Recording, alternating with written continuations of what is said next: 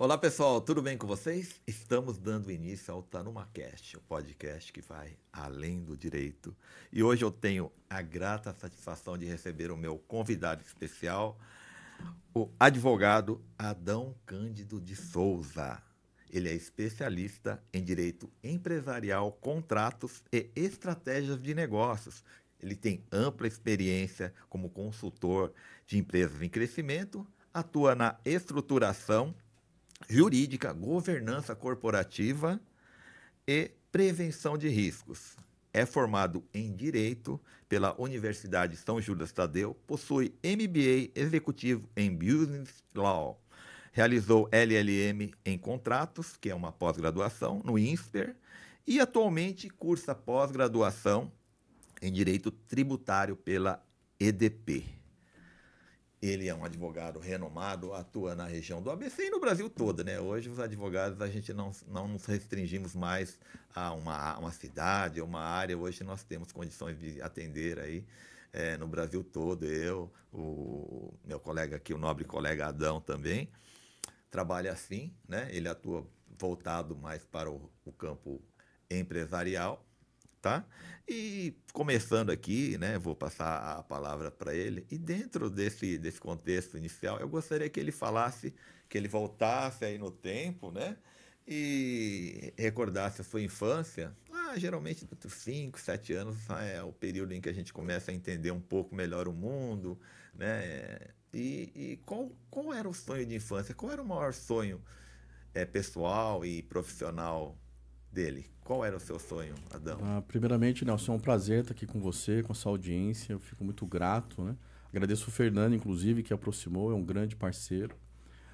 Respondendo a sua pergunta, quem é o Adão Cândido, né? E pegar essa parte da infância que eu vim de uma família pobre, mas que tinha muito afeto, né? Era rica em afeto. Então, que legal. Sou filho do Domingos, da Neuza, tenho 4 irmãs. Sim. Sou do meio, sou o filho do meio. Sim. E o meu sonho naquela época, eu gostava de ler muito, a gente não tinha celular ainda, né? Uhum. E gostava de ler muito. Então pegava os livros das minhas irmãs, tinha uma tia que já não está mais entre nós, mas ela também fornecia aquelas seleções, vários livros. Do Reader's Digest, né? Exatamente. Era ler, né? O Reader's Digest. Ela colecionava, então lia muito. E eu comecei a ler um livro de literatura antes mesmo da escola, antes da escola pedir, que era o Dom Casmurro. O Dom Casmurro. E aquela história do Dom Casmurro, do Bentinho, e ali ele falava do começo do Capitu, exatamente, né? Dos óleos de ressaca, né? Sim. E aí o pessoal acha que é óleo de ressaca de cachaça, mas não é, né? Tem nada a ver. Os óleos de ressaca do mar, né? Do mar. Porque você entra no mar e não sai mais. Nossa. Então, essa questão do poema dos óleos de ressaca é isso. A mulher com os olhos de ressaca. Você entra no olhar, você entra no relacionamento, você não consegue sair mais. Era essa a leitura. Entendi. E o Bentinho estudava leis. Ele foi estudar até era o começo do século passado, né? Então ele estudava, foi estudar fora naquele enredo. Entendi. E eu, da minha infância, eu pensava em estudar as leis. Então foi algo que ficou gravado. Sim. E fui estudar lá na frente, depois eu fui estudar Direito. Mas você não tinha nenhuma referência pessoal assim? Não, eu sou o único advogado, minha irmã é bacharel. Bacharel. Mas eu sou o único advogado de família, da família.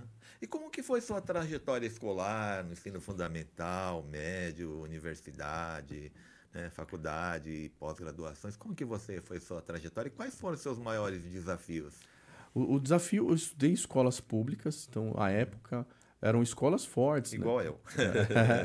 E a gente tem um desafio maior quando a gente vem de uma escola pública. Sem dúvida. Mas a sorte que na época eram escolas que os professores, não que hoje não tenha, mas os professores eram muito valorizados um pouco mais do que hoje. E deveriam ser mais valorizados. Deveriam, né? sem dúvida, sem dúvida. São os primeiros mentores. Não esqueço do meu primeiro professor, do seu Oswaldo.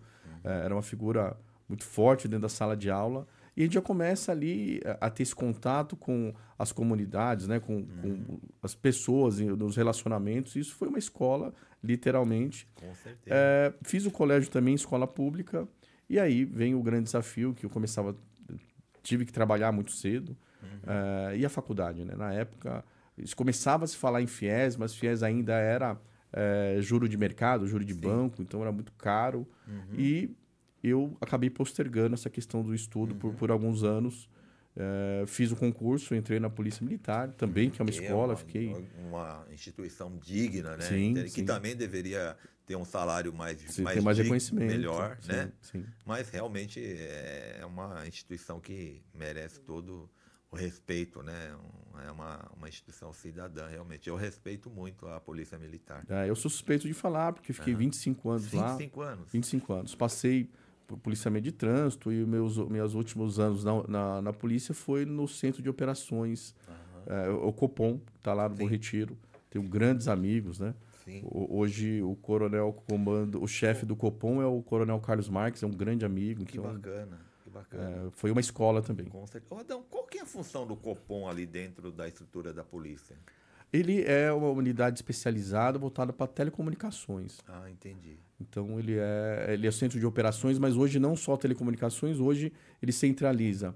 Antes, as unidades de Copom eram regionalizadas. A gente tinha um Copom aqui em Mogi, tinha o Copom ABC, hoje ele está tudo dentro a região metropolitana, está lá no centro. E o Copom, ele só faz assim, para fazer a comunicação entre os policiais ou também com a população em geral? Entre a população. A sociedade?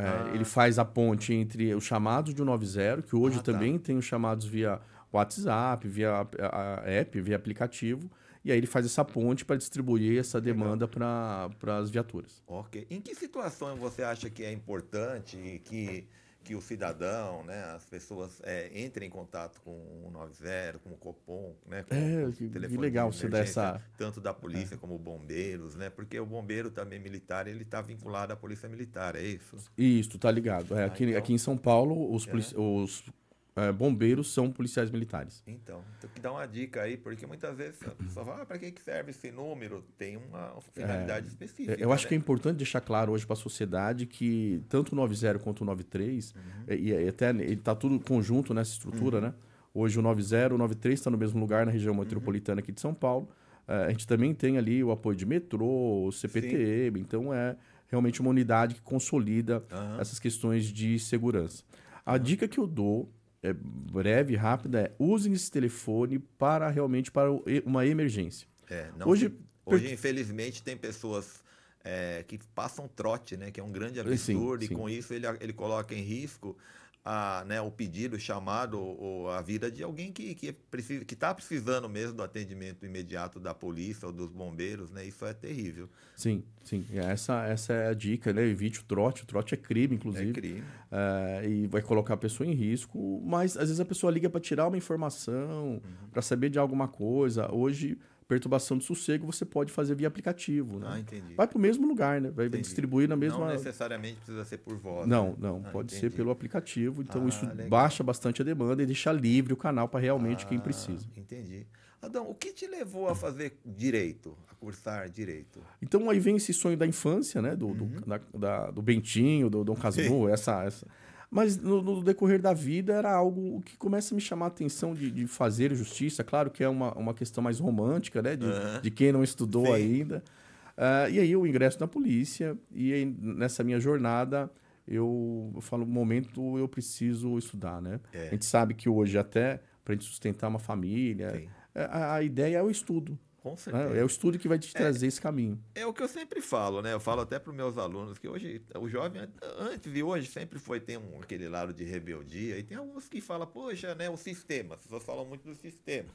Que o sistema não quer que a gente estude, que não aprenda, que fique ignorante para poder manipular. Vender o seu voto, ser manipulado por políticos inescrupulosos, algo parecido. Mas eu sempre falo o seguinte, você estudando ainda é um caminho para você crescer como pessoa, até inclusive financeiramente, né?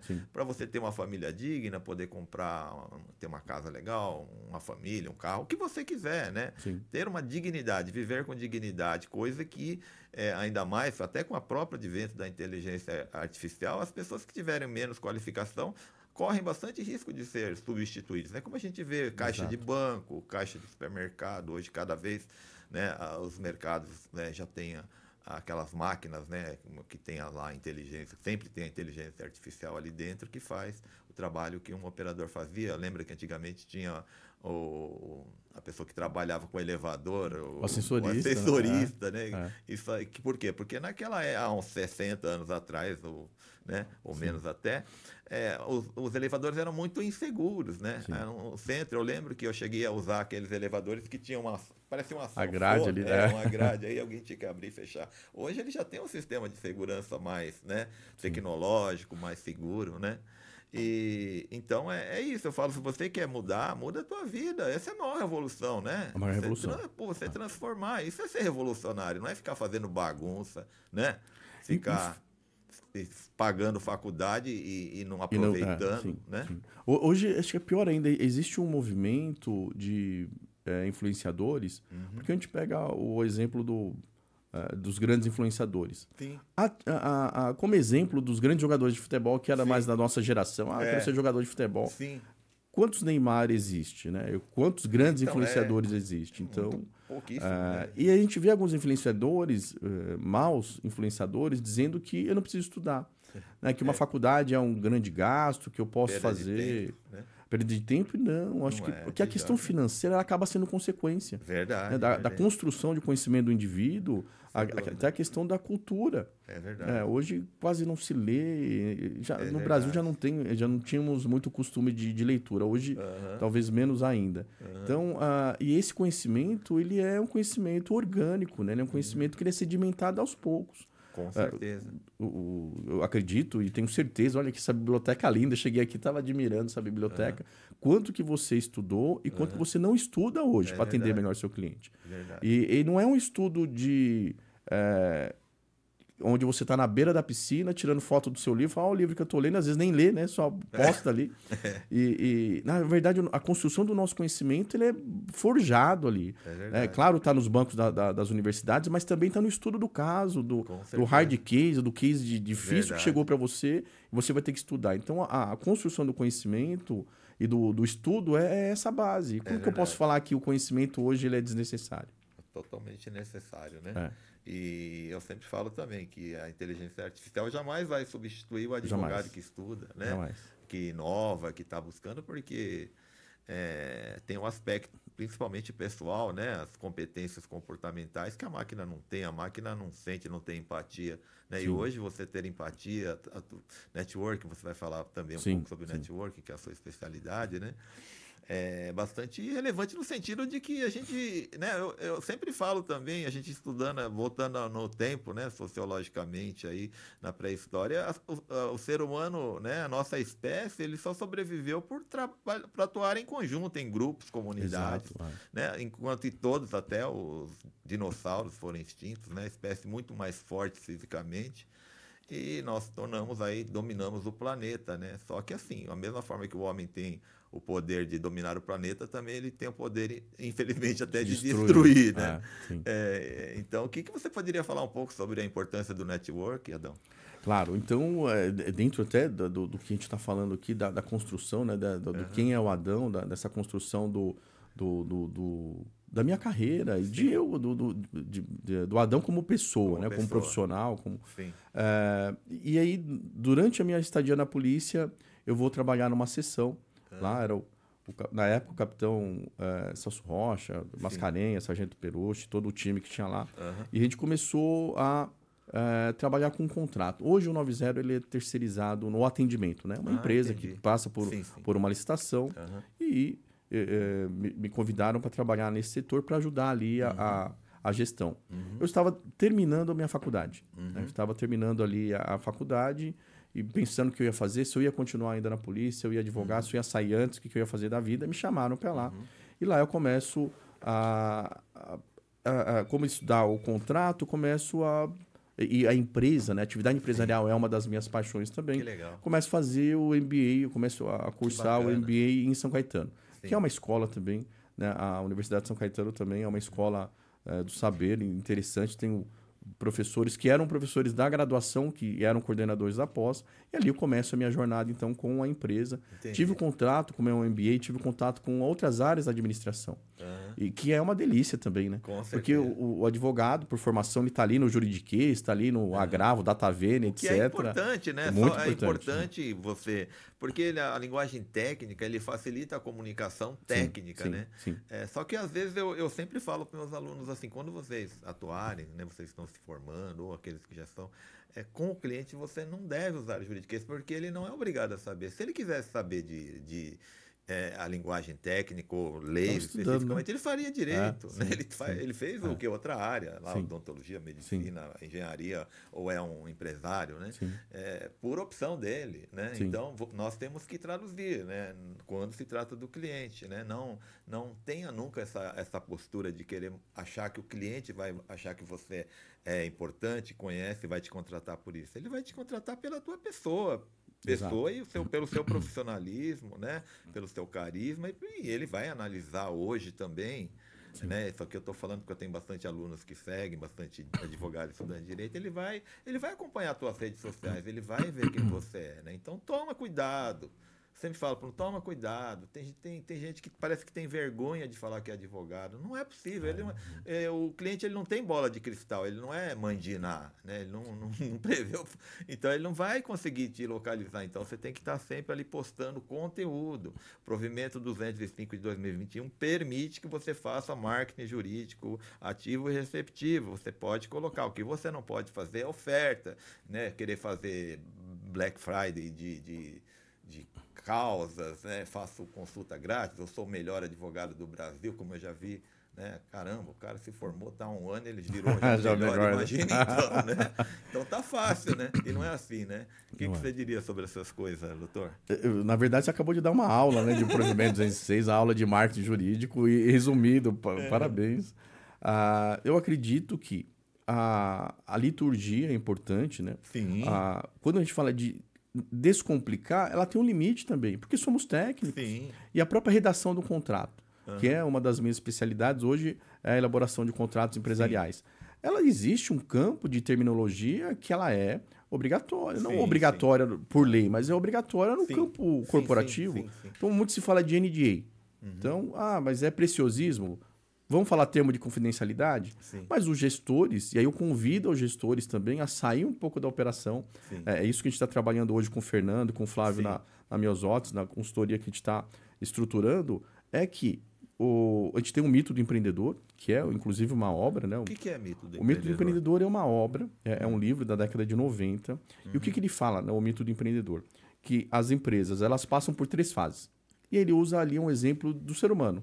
A fase de criança, onde eu estou ali estruturando, eu sou o marketing, eu sou o jurídico, eu sou tudo. Isso serve inclusive para advogados, né, que começam ali. A OAB, clínico geral, né? O clínico geral, a OAB ela teve um programa de aceleradora de escritório que eu fiz, inclusive, ano passado. Fantástico. Que serve isso para quebrar o mito do empreendedor. Chega uma fase que ele começa a perceber que ele aumenta a demanda e ele fica louco, né, burnoutado ali, e aí ele precisa delegar. E aí essa é a fase da adolescência. Ele começa a delegar, mas não tem processo ainda estruturado. Entendi. E aí tem a fase da maturidade, onde ele aí institucionaliza. E aí ele passa, além de delegar, a ter processos, KPIs, acompanhar ali, né, os indicadores. E aí ele vai para a maturidade. O grande problema é que muitas empresas elas não passam da parte de infância, da adolescência, e nem da adolescência para a maturidade. Às vezes ela se perde. É o chamado vale da morte. Às vezes ela percebe que precisa delegar, que ela está crescendo, mas isso demanda investimento também. Então, se ela não tiver um conhecimento ali de fluxo de caixa, às vezes ela só vê faturamento. Tem escritórios, inclusive. Eu faturo tanto. Como diz meu amigo Fernando, faturamento é vaidade, né? O que é importante é o lucro líquido, é isso, o que eu coloco no bolso, ou o que eu invisto na empresa. Então, com base nisso, a gente prepara, a gente tenta, além de trazer a assessoria jurídica, também indicar ali, dentro de cada especialidade, o que a gente costuma falar e que está em alta hoje, é a instalação do conselho, não um conselho deliberativo, que é um conselho obrigatório por lei para as entidades do terceiro setor, para as sociedades anônimas. Mas o conselho consultivo, que não cabe só para a grande empresa, para a sociedade anônima. Né? Empresarial. Então, um advogado, né, como colocado com advisor. Então, as sugestões aqui para a sua audiência, né, para livros. O que é advisor? Você explica é o conselheiro. É o conselheiro. As linguagens corporativas para ficar mais bonitinho. Entendi. Eu convido para leitura, inclusive, que é o The Trust Advisor, que tem uma tradução aqui no Brasil, que é o Conselheiro de Confiança. Olha, que legal. Que é um livro, hoje, meu livro de cabeceira. E é indicado para quem esse livro? Para consultores. Para consultores. Consultores. Eu acho legal. Eu acho, advogados, inclusive, né? Advogados. Eu acho que tem um campo aí muito... Né? Eu vejo o seu conhecimento, a tua bagagem e a tua expertise. Né? Os advogados estão precisando muito, porque a maioria dos advogados, eu sempre falo nos podcasts, embora seja professor universitário de Direito, que, né, o MEC precisa abrir o olho, as universidades também precisam enxergar que existem outros conhecimentos, outras competências, além do direito material, direito processual, doutrina e jurisprudência, né? Que é o que a gente vê, que é importante, porque senão ele não consegue nem passar no exame de ordem. Sim. Mas existe, né? Mas o grande desafio, você que está no mercado de advocacia, eu estou há 30 anos, vai para 31, a gente percebe que o grande desafio é depois que você pega o AB. Né? Passar no exame de ordem realmente é uma grande conquista. Sim.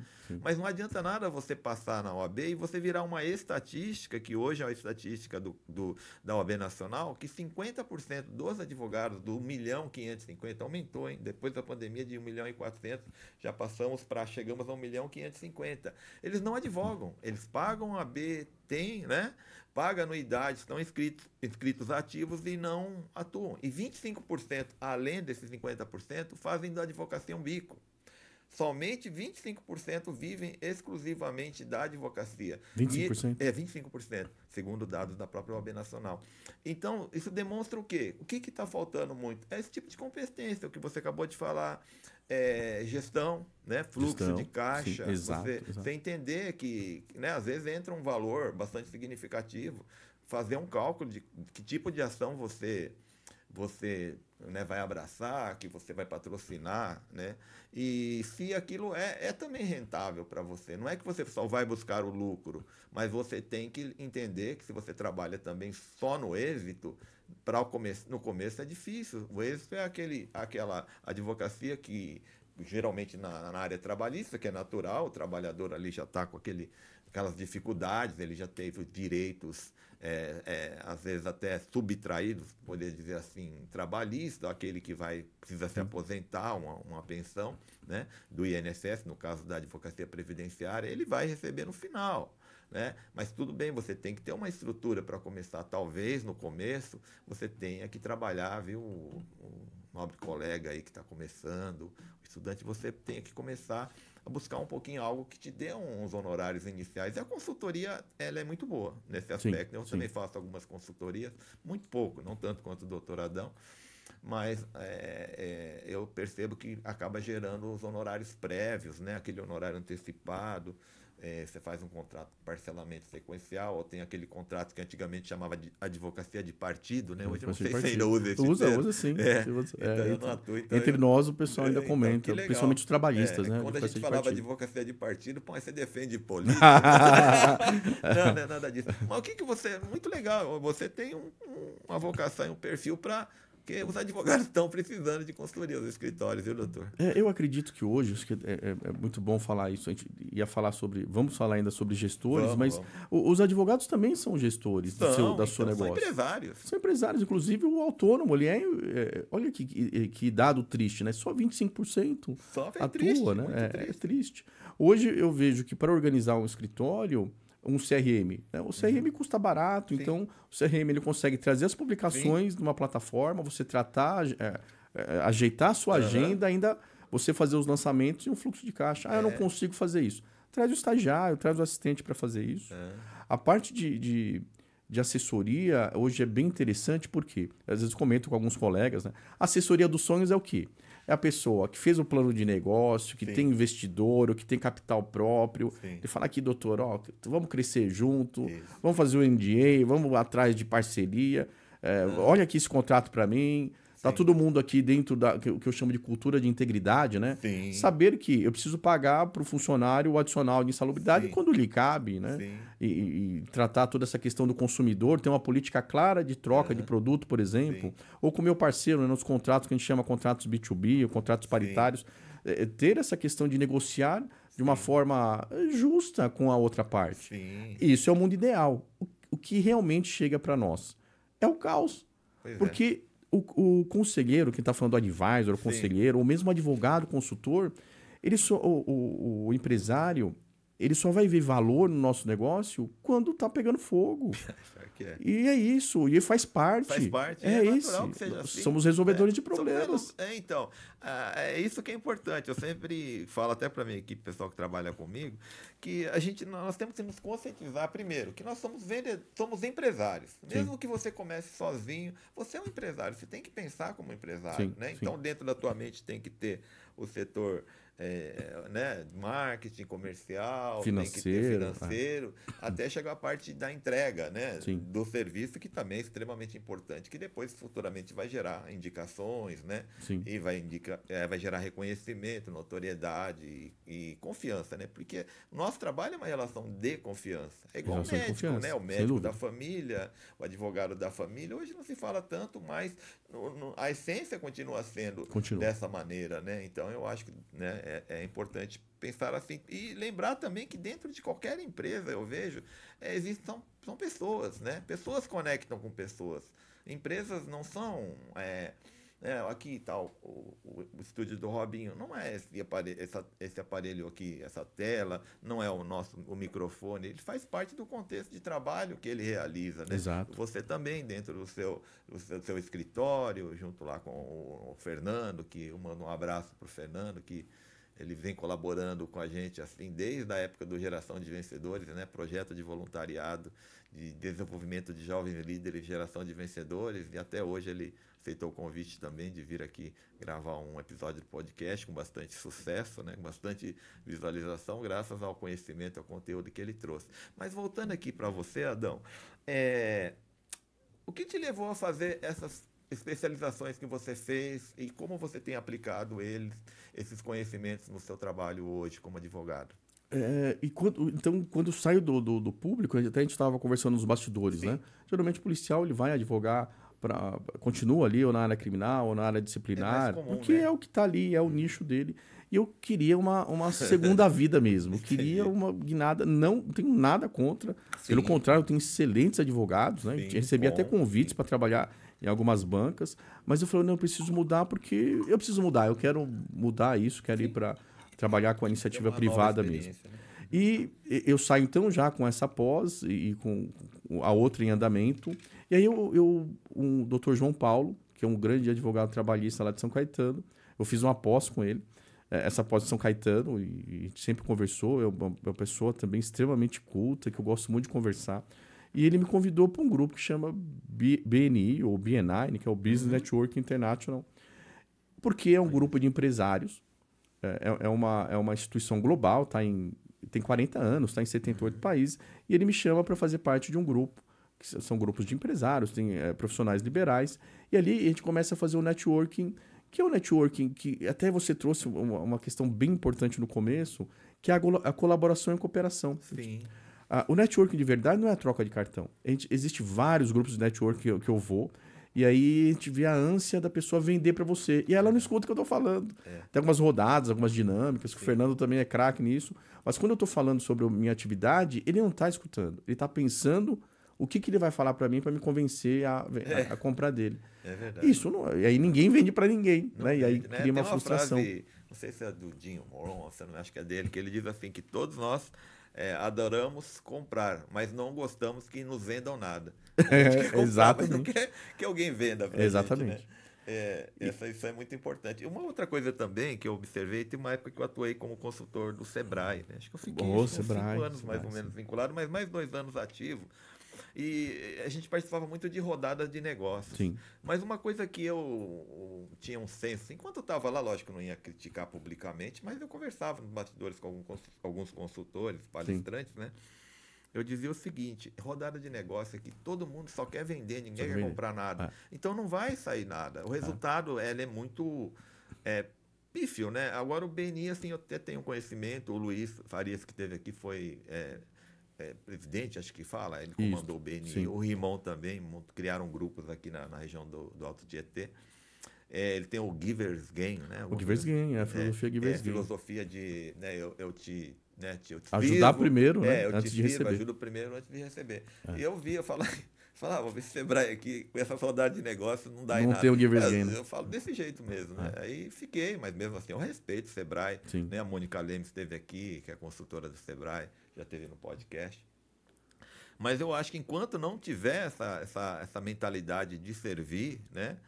Dificilmente, né? E eu vejo, assim, às vezes, entre os colegas advogados, né? Uns 30 anos, eu não estou criticando ninguém, talvez eu também tenha sido assim também. Sim. Hoje eu tento mudar, né? Melhorar como pessoa e profissional, mas, assim, parece que tem uma competição, quer mostrar que conhece mais que o outro, sabe? E começam a viver numa bolha, né? Vive numa bolha. E bolha não gera crescimento e, falando francamente, não dá dinheiro, não. Não.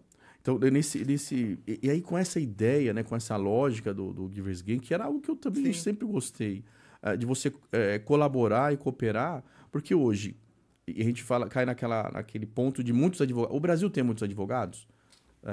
Tem muitos advogados, mas o brasileiro, a nossa cultura, ela é beligerante também. Ela não é uma cultura de conflito.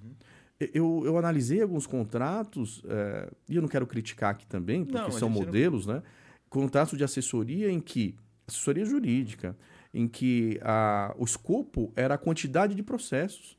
Isso no meu ponto de vista, tá? É um erro, porque hoje o judiciário, com todo respeito ao judiciário, é o que ele faz, é um agente complicador. Doutor atua na área extrajudicial, né? Mais extrajudicial. Quando o judicial, ele é uma ferramenta, não estou dizendo que não é, ele é uma ferramenta, mas é uma ferramenta. Se eu posso resolver isso negociando e de uma forma extrajudicial, é muito melhor. Como que eu condiciono um contrato com o número de processos? Eu condiciono um empresário que é leigo no assunto jurídico de que o meu escritório só vai trabalhar se trazer processos. E pelo contrário, eu tenho que usar indicadores, né, de processo, de passivo trabalhista, com o meu faturamento para saber quanto está sendo o meu custo jurídico, judicial. E trabalhar no preventivo para que isso diminua. Não, sem dúvida, o preventivo, você que trabalha no compliance, né? Depois eu gostaria que você falasse um pouco. Eu trouxe o Dr. Richard Jamberg, que foi professor junto comigo aqui na Unisuzano, e ele trouxe um dado assim que me deixou assim até bastante surpreso, né?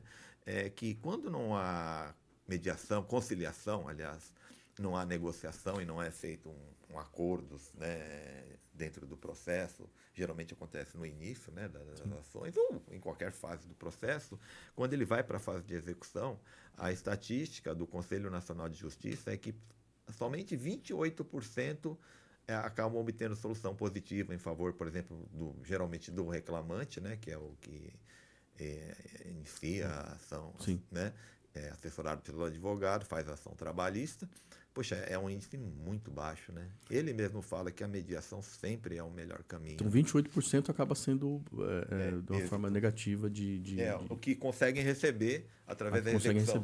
Conseguem satisfazer o crédito, o reclamante. Porque a gente tem toda uma questão de capacidade, inclusive, de pagamento da empresa, né? Sim, mas você vê como a importância, então, da mediação, da advocacia preventiva, né? Porque quando a empresa já não paga, a maioria é porque já tem um estado pré-falimentar. Exato. Já não é, eu acho que nenhuma empresa deixa de pagar. Eu não quero, eu não sou mau pagador, eu montei um negócio para ser caloteiro. Ninguém faz isso, né, doutor? Das empresas que eu assessoro, pelo contrário, isso é um pesadelo, né? Sim, é um pesadelo. Quer fazer o pagamento. A ação trabalhista é um pesadelo. Até porque geralmente ele vem acompanhado de pedido de dano moral. O doutor Richard comentou algo sobre isso, né? E acaba às vezes elevando. E o empresário, é difícil ele entender como, por exemplo, uma pessoa trabalhou com salário médio de R$ 2.500, trabalhou um ano e aí tem uma condenação em 150 mil. Então. Como que consegue? Doutor, eu não consigo entender, ele está ganhando mais do que eu. E às vezes para as pequenas empresas que faturam até 300 mil, isso é um pesadelo, isso pode quebrar a empresa. Pode. Então, por isso a importância que eu disse, né, da cultura de integridade e trabalhar com preventivo. E aí, nesse sentido, o serviço jurídico, não só o jurídico, mas de consultoria, né, geral, ela é um investimento e não um custo. Com certeza, fazer a coisa certa, né, doutor? Fazer a coisa Eu acho certa. que a gente tem que, de uma certa forma, sabe, dizem que existe aqui no Brasil uma cultura do jeitinho brasileiro, mas isso precisa acabar. Isso não é profissional. E está acabando. Graças a Está Deus, acabando. né? Graças a Deus e graças aos empresários de visão, aos advogados como você que atua aí no compliance, que é a conformidade, Sim. uma advocacia. Poderia falar um pouquinho sobre a atuação sua no compliance? Então, Nelson, como eu estava dizendo sobre a nossa trajetória na questão do compliance, como eu disse e repito, a gente tem um grande problema da cultura de integridade. E aquilo que a gente estava dizendo, se não existe uma cultura de integridade... O que é a cultura de integridade? É você começar a falar, eu preciso fazer o certo. Muitas das pessoas, por causa do jeitinho brasileiro, não querem ali pagar imposto. Eu não estou dizendo das dinâmicas de estratégia tributária para você pagar menos imposto dentro da lei. Não é isso que eu estou dizendo. Estou dizendo que as pessoas não querem pagar imposto sem nota. Eu entendo que a nossa carga tributária ela tem uma questão. A gente, inclusive, tem aí a reforma tributária batendo a porta para janeiro. Mas o que eu quero dizer é, se existe... Você vai empreender, então você tem que assumir o risco da empresa, né, da atividade empresarial. Com certeza. E quando vem essa cultura de integridade que eu preciso andar certo, aí as coisas ficam mais fáceis. E aí, quando a gente falar de compliance, só para trazer um dado, né? Muito se fala do compliance que o compliance ele facilita que você contrate com o Estado, por exemplo. Hoje, para você participar de um processo licitatório, você tem que estar com todas as suas licenças, você tem que ter ali uma escrituração contábil com balanços registrados. E se você não tem isso, você não consegue contratar com o Estado, você está perdendo faturamento. Verdade. O Estado hoje é um grande comprador. Né? O Estado é um grande cliente, compra quase que tudo. Certeza. Tem um amigo que trabalha nessa área, ele mandou um edital do Estado, do município, pedindo bebê reborn. Deve ser para alguma dinâmica, e ele fala até bebê reborn o Estado compra. O bebê reborn, pelo que me falaram, né, ele foi originariamente criado e usado muito em asilos, porque principalmente idosos que estão com problema de Alzheimer, quando ele fica com o bebê reborn, que tem uma aparência muito próxima de um bebê, ele lembra de quando teve filhos, né, as mulheres principalmente, e ajuda, não diria a recuperação, porque Alzheimer é um mal assim degenerativo, mas ele ajuda a melhorar a qualidade de vida. Que interessante, eu não sabia. Que legal, né? Aí depois criaram a moda, aí teve aquela ação, sim. famosa ação trabalhista. Mas aí você estava falando do compliance. Então, quando o Estado é um grande comprador, Sim. Se você não tem um compliance instalado, uma cultura de governança, você está fora desse mercado. Verdade. E aí as pessoas falam multinacionais, né? Às vezes precisam ali de clientes, autopeça. Multinacionais também compram de tudo. E aí, se eu não tenho um compliance instalado, eu não consigo negociar. Verdade. Mas não é só isso. O pequeno hoje temos pequenas franquias que se ela não... Até escritório de advocacia. Os clientes, para uma assessoria, ele consulta o score do escritório ali. Sim. Então, se o score está baixo, ele fala, então não é um bom escritório. Olha que interessante, né? Então, por isso que eu estou falando, o jeitinho brasileiro, ele tende a acabar. Então, a ideia de você trabalhar, e aí o que eu trago de recado para os nossos queridos gestores de pequenas e médias empresas, é que se preocupem com o preventivo. A gente sabe que o compliance, às vezes, é uma terminologia difícil de engolir. O que é compliance? Mas o compliance é você realmente parar de fazer besteira. É você trabalhar dentro da conformidade, que isso vai aumentar seu faturamento. E não veja isso como custo. Esse é o recado. A empresa é como um atleta, né? Ele tem que ter disciplina, né? De qualquer área, um advogado, um empresário, ele tem que ter disciplina. O compliance ajuda você a disciplinar e evitar surpresas desagradáveis futuras, não é isso? Isso. Trazer só um exemplo aqui rápido. Vamos pensar numa empresa de logística que ela atue com motociclistas. Ou ainda clínicas médicas. Entendi. O doutor é professor, né? Então sabe que a responsabilidade objetiva ela ultrapassa, às vezes, até a lógica de um senso comum. Sim. O que eu quero dizer? Imagina que alguém bate no meu motociclista. Bateu lá num acidente de trânsito. O terceiro é culpado. Eu posso ser condenado a pagar indenização por esse funcionário. Porque o entendimento do STF e do Judiciário é que se eu exploro uma atividade de risco, que é motociclista, e eu trago aqui os dois ambientes, né? Trabalhista e consumidor. Se eu coloco uma pessoa ali para fazer um procedimento médico, estético, por exemplo, existe um risco. eu estou explorando esse risco e estou ganhando dinheiro com isso. Sim. Então, na lógica do judiciário então eu tenho que indenizar. Sim. Então, por que eu não contrato um seguro? Olha só o compliance onde ele vai. Sim. Ele vai contratar, hoje existem seguros empresariais em que esse custo ele pode ser absorvido. Verdade. E a própria atividade do advogado, ele traz a segurança, né, jurídica, ele traz a segurança para a empresa, além do seguro que você especificamente, uma apólice aí, né? Porque muitas das vezes é o próprio advogado que traz isso. A gente precisa contratar um seguro. Se não tivesse advogado, não ia ter o seguro. Não, que legal. Então, é isso, né? Esse jeitinho realmente, como você disse, está melhorando, está acabando, porque o risco de você não ter uma conformidade, um compliance, né? Não ter uma disciplina, um planejamento e uma estrutura aí, né, de análise, né, financeira, acompanhamento financeiro e jurídico, principalmente, caminharem juntos aí, fica difícil mesmo, né? Deixa eu te perguntar, voltando um pouquinho para o lado pessoal, né, e profissional também, lógico, quem é o Dr. Adão hoje? O doutor Adão hoje, ele continua filho, né, do seu Domingos e Dona Neuza, o irmão, mudou, né? não mudou. Ele é marido da Silvia, né, minha grande companheira já para 25 tá aqui anos. Presente, tá né? aqui do lado. Caminhando junto. Caminhando junto, minha grande companheira, não teria as conquistas e os desafios que teria passado se eu não tivesse ela ao lado. Sou o pai da Sofia e do Miguel, né, meus filhos que eu tenho. Um grande beijo, Miguel e Sofia, meus grandes parceiros também de vida, né? Me ensinaram e me ensinam a ser pai. O que é ser pai, né? Ser pai é tão difícil. E sou avô do Pedrinho também, que nasceu aí faz 9 meses. Oh, que legal. Sou consultor para algumas empresas, né? Atuo em alguns casos de família, como o doutor trouxe. Sou o advogado para esses clientes, que eu tenho um carinho enorme por eles também. Às vezes eu até exagero, porque às vezes eu acabo pegando uma intimidade com o cliente, falo, para de fazer besteira, não é esse caminho. Peço perdão aqui por seu exagero. Sou hoje presidente do Magnum, que é um grupo do BNI. Aquela turma também, né, aquele time, eu tenho um carinho enorme. São quase 30 empresários, tenho um carinho enorme. E é isso, eu sou isso. Estou sempre em construção. A gente tem os nossos conflitos, né, que ele é da natureza humana, né, da condição humana. E a gente pretende sempre ser um ser humano melhor, um profissional melhor. A nossa maior briga sempre é com a gente mesmo, né? Nossa competição, a gente sempre... com a gente. Nós temos tendência a passar para um terceiro, né? Porque o fulano não fez, porque é o governo, porque... É mais fácil, né? É mais fácil, a culpa é dos colegas, da concorrência, né? É mais fácil e a pessoa acha que tira aí o peso da necessidade de caminhar, de enfrentar os desafios diários, né? Mas o que você poderia dizer aí, finalizando, levasse uma mensagem dentro da sua expertise, aí que seja para o dia a dia não só dos advogados, mas de qualquer pessoa, qualquer cidadão, o seu trabalho, o que você poderia falar em relação aos seus conhecimentos? Claro. Eu deixo aqui o recado para todos, façam o seu trabalho, levem a sua vida com amor, faça aquilo com amor, porque o resto é consequência, né? O financeiro é consequência, a estruturação de um negócio é consequência. Se você faz isso com amor, você consegue superar tudo isso. E para o empresário, para o gestor hoje, a gente tem esse movimento de terceirização, ou melhor, o movimento de empresas, né?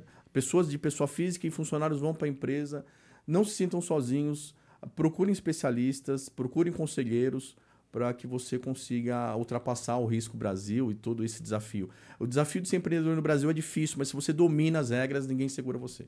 Legal. E dá uma dica também para os jovens advogados, né, que estão... Para os jovens advogados, o que eu deixo para vocês, estudem, não deixem de estudar, se especializem, procure o networking de relacionamento mesmo. Eu sei que hoje a inteligência artificial, as mídias estão por aí e tem a necessidade de ter a presença digital, mas procurem mesmo o face-to-face, um a um, e estudem muito, procurem se especializar na sua área, procurem ferramentas tecnológicas para gerir o escritório e não tenham medo, vão para cima. Legal, legal. Nossa, foi realmente um conteúdo fantástico, né? O Adão aqui deu uma aula também, né? Num curto espaço aí de tempo, é um período mais ou menos de uma aula, né? Numa faculdade ou numa pós. Foi bastante interessante, eu tenho certeza que vai vai assim ajudar muitas pessoas a esclarecer mais o trabalho do advogado, né? Porque quando entra para o aspecto empresarial, muita gente, isso aí não é comigo, não tem Sim, nada a ver sim. comigo, mas tem a ver com todos nós, né? Sim. Tem a ver com pessoas, porque empresas são pessoas, né? Eu gostaria que você falasse um pouco do teu livro. Eu trouxe um presente para você. Na verdade, esse Opa. livro, eu escrevo um capítulo desse livro que fala de networking em advogados, networking para advocacia. E é um livro que eu escrevi junto com o Thiago Jordão, que é um diretor do BNI. Opa. Trouxe até um presente para você aqui. Opa, muito obrigado, muito obrigado. O segredo dos mestres do network. Tá? É um projeto Thiago que nós Jordão. fizemos, inclusive com o CEO do BNI, que está lá nos Estados Unidos, que é o Ivan Meisner, mas são os escritores todos aqui, tirando o Ivan Meisner, que escreveu um capítulo em inglês, que é o primeiro capítulo, o restante são networks, outros advogados, pessoas de outras áreas falando sobre network. Então, espero que você aproveite a leitura, que inspire você também. Com certeza. Tenho certeza que o conteúdo vai ser fantástico. Aqui tem aqui a dedicatória, né, ao meu caro Dr. Nelson. Espero que a leitura lhe agrade. Então, ouvindo em viva voz assim, é mais impactante, mais interessante do que escrito, mas também reforça aqui, né? Um reforça o outro. E eu quero agradecer muito essa oportunidade de estar aqui para estar à frente de um profissional da sua altura. Para mim é um prazer enorme, tá? E estar no seu podcast também é um prazer. Essa biblioteca, fiquei uns 5 minutos olhando aqui. Então, parabéns pelo seu projeto e sou muito grato pela oportunidade. Eu que agradeço, né? Quero agradecer ao Robinho, o empresário Robson Guedes, que é o proprietário aqui desse estúdio, da Contabyte, né? O Jovem Rock, que trabalha aí, o técnico de imagem e som, que está nos apoiando hoje, né? E gratidão mesmo, o doutor Adão, né? Foi extremamente importante aí a sua fala, e quero convidar a todos para se inscreverem no canal Nelson Tanuma, assistirem os vídeos do podcast TanumaCast. Convido também a todos que deixem seus likes, deixem seus comentários. Gratidão a todos vocês que estão assistindo, que acompanhem, né? Hoje o doutor Adão está aí com a sua digníssima esposa, Dona Silvia. Vieram até um pouquinho, não é tão perto, né? Onde eles moram não é tão perto, Santo André, não é tão perto de Suzano, mas fizeram um esforço aí, esse esforço eu sou muito grato por É um prazer estar contigo. Muito obrigado. Obrigado, eu.